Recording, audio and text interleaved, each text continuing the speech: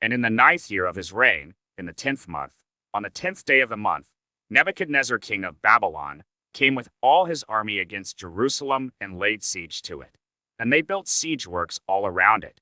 So the city was besieged till the 11th year of King Zedekiah. On the 9th day of the 4th month, the famine was so severe in the city that there was no food for the people of the land. Then a breach was made in the city, and all the men of war fled by night by the way of the gate between the two walls, by the king's garden, and the Chaldeans were around the city.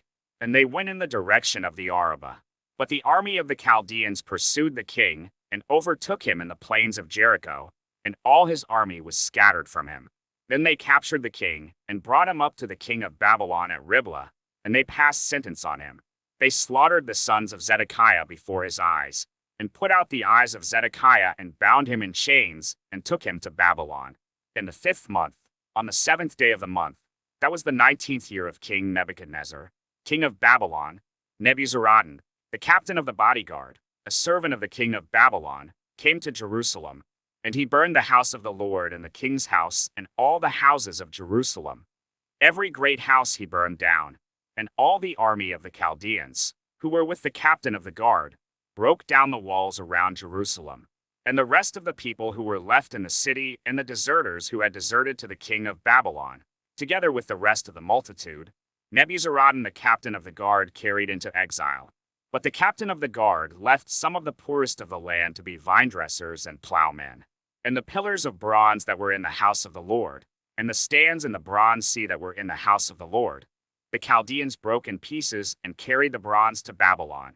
And they took away the pots and the shovels and the snuffers and the dishes for incense and all the vessels of bronze used in the temple service, the fire pans also and the bowls. What was of gold the captain of the guard took away as gold, and what was of silver as silver.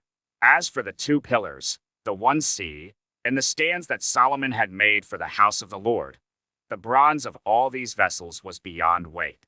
The height of the 1 pillar was 18 cubits, and on it was a capital of bronze. The height of the capital was 3 cubits. A latticework and pomegranates, all of bronze, were all around the capital, and the 2nd pillar had the same, with the latticework. And the captain of the guard took Sariah the chief priest and Zephaniah the 2nd priest and the 3 keepers of the threshold.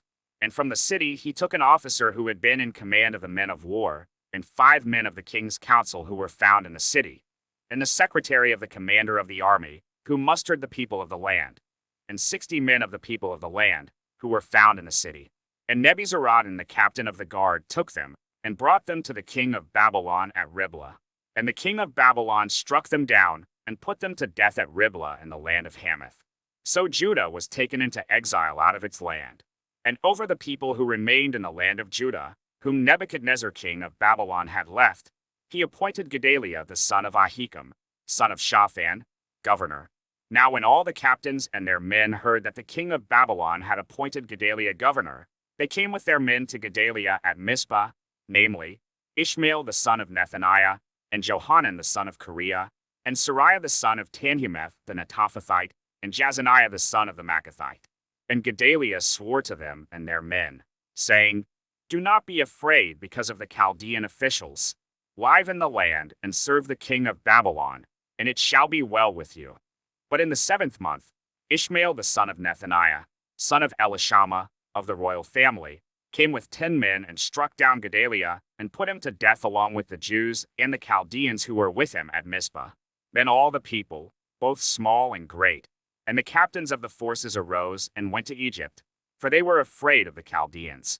And in the 37th year of the exile of Jehoiakim king of Judah, in the 12th month, on the 27th day of the month, Evil-Merodach king of Babylon, in the year that he began to reign, graciously freed Jehoiakim king of Judah from prison, and he spoke kindly to him, and gave him a seat above the seats of the kings who were with him in Babylon. So Jehoiakim put off his prison garments, and every day of his life he dined regularly at the king's table, and for his allowance, a regular allowance was given him by the king, according to his daily needs, as long as he lived.